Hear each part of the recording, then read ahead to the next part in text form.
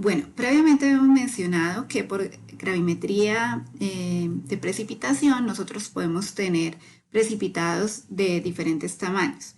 Por un lado están las partículas coloidales y por otro lado los sólidos cristalinos. Generalmente nos conviene obtener sólidos cristalinos en los procesos de precipitación porque estos son de mayor tamaño, son más fáciles de filtrar y de lavar, ¿sí? Sin embargo, pues no podemos evitar que en algunos de los procedimientos que llevamos a cabo o por la característica del analito, de los compuestos que estamos analizando, obtengamos partículas de tipo coloidal. Por lo tanto, pues debemos favorecer el proceso de coagulación de los coloides de tal forma que podamos obtener una masa amorfa que se sedimente y se separe del medio de solución, ¿sí? Para esto entonces jugamos con variables como lo son la temperatura o los cambios de temperatura, ¿cierto? La agitación mecánica de la solución en la cual se está llevando a cabo el proceso de precipitación, de tal forma que favorezca la aglomeración de los coloides y la adición de electrolitos.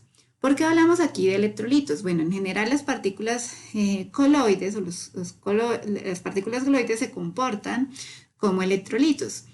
Los electrolitos son aquellas sustancias que cuando se encuentran en un medio acuoso pueden formar o dan lugar a cationes y aniones, es decir, vamos a tener iones de carga positiva o iones también de carga negativa presentes en la solución.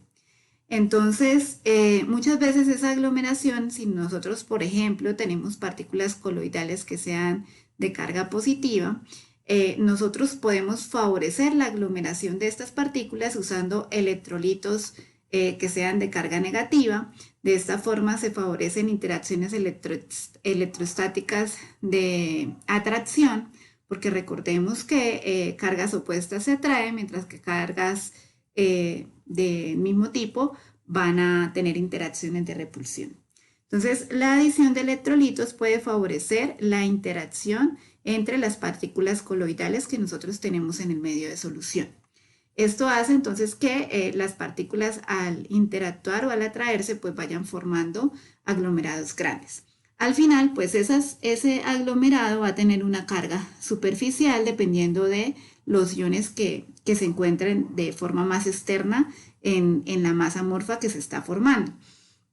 Entonces, asumiendo que nosotros tengamos un aglomerado en el que su carga superficial sea positiva, esto significa que alrededor de ese aglomerado pues vamos a tener un ambiente, una atmósfera iónica que tendría una carga negativa que estaría interactuando pues con nuestro aglomerado coloidal.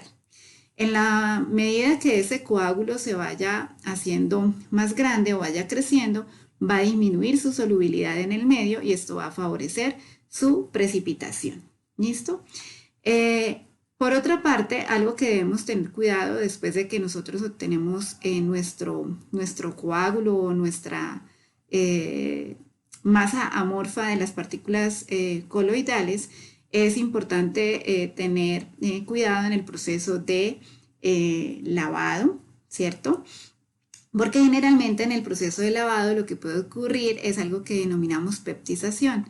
La peptización es el proceso por el cual el coloide coagulado vuelve a su estado disperso. ¿Por qué vuelve a su estado disperso? Porque muchas veces en el proceso de lavado lo que hacemos es eliminar los electrolitos que permitieron digamos, la formación del coágulo, y al eliminar estos electrolitos, pues nuevamente nuestros iones o partículas coloidales se van a separar. Entonces es un proceso con el cual debemos tener cuidado cuando estamos trabajando con coloides. Adicionalmente, cuando trabajamos gravimetría por precipitación, debemos tener en cuenta el proceso de coprecipitación.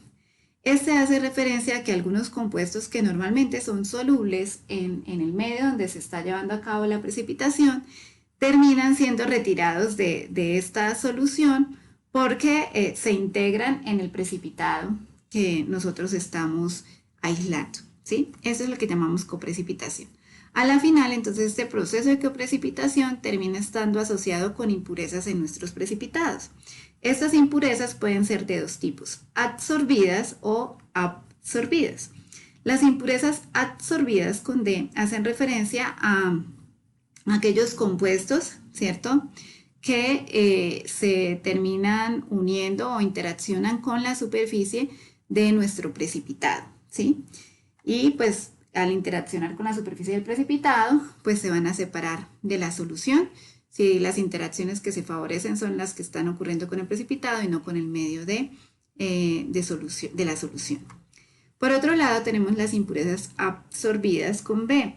Esto hace referencia a compuestos, ¿cierto? O impurezas que son integradas al interior de la partícula precipitada o de nuestro precipitado. Estas pueden ser de dos tipos, puede ser de tipo inclusivo u oclusivo. En la inclusión lo que ocurre es que algunos iones que pueden tener tamaños, cargas similares a las partículas que nosotros estamos precipitando, terminan integrándose en el cristal, ¿cierto? En la partícula que se está precipitando. Estas impurezas suelen ser menores, ¿sí? En el caso de la oclusión, lo que ocurre es que la impureza es mayor porque no solamente se están filtrando compuestos, moléculas que puedan tener alguna característica similar a la de las partículas que forman el precipitado, sino que además también se está integrando al interior solvente del medio de reacción. ¿Cómo se pueden evitar estas impurezas? Pues siempre va a depender de cuál sea nuestro analito y cuáles sean los reactivos o agentes precipitantes que estemos utilizando. Pero generalmente lo que se utilizan son agentes enmascarantes, ¿sí? Que pueden ser cationes o aniones que evitan que estos iones se precipiten en conjunto con nuestro compuesto de interés. Agentes precipitantes, en estos métodos podemos tener una gran variedad, tanto de compuestos inorgánicos, sales o ácidos inorgánicos, por ejemplo, como también compuestos orgánicos. Aquí hago mención a algunos de los compuestos orgánicos que se utilizan como agentes precipitantes. Los compuestos orgánicos que se utilizan como agentes precipitantes tienen la característica de que forman compuestos que tienen una muy baja solubilidad en el medio de precipitación, lo que pues favorece la separación, la filtración del precipitado. Y además también pues las reacciones químicas que suelen llevar a cabo las interacciones que tienen estos compuestos orgánicos con los metales que suelen precipitar, suelen ser de tipo acomplejante, ¿sí? Entonces también facilita aún más el proceso de separación o de precipitación. Dentro de estos agentes entonces se encuentran la dimetilglioxima, la benzoinosima, la 8-hidroxiquinolina, entre otros, ¿sí? Entonces principalmente se utilizan como son compuestos quelantes o que forman complejos, pues se utilizan para precipitar metales o iones metálicos. La gravimetría en general o los métodos gravimétricos actualmente no son tan empleados como lo era en los siglos XVIII y XIX. ¿Sí? ¿Por qué? Porque suelen ser métodos que son complejos, que requieren de dedicación en el laboratorio, diferentes reacciones, procesos de separación, de filtración, ¿sí? Entonces, actualmente no se utilizan tanto, pero muchas de las técnicas analíticas que se usan en la actualidad, pues tienen sus fundamentos o sus bases en estos métodos gravimétricos, como es el caso de la cromatografía de masas o la cromatografía líquida.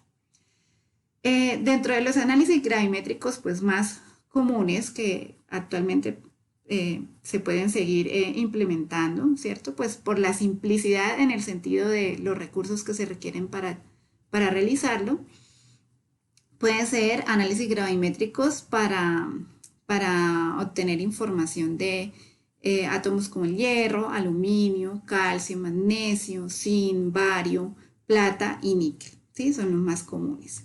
En el caso del calcio y el magnesio se estudian mucho para establecer la dureza de de agua proveniente de fuentes hídricas, ¿sí? Y además también dentro de los métodos gravimétricos más comunes también se encuentran análisis para determinar sulfatos, cloruros y fosfatos.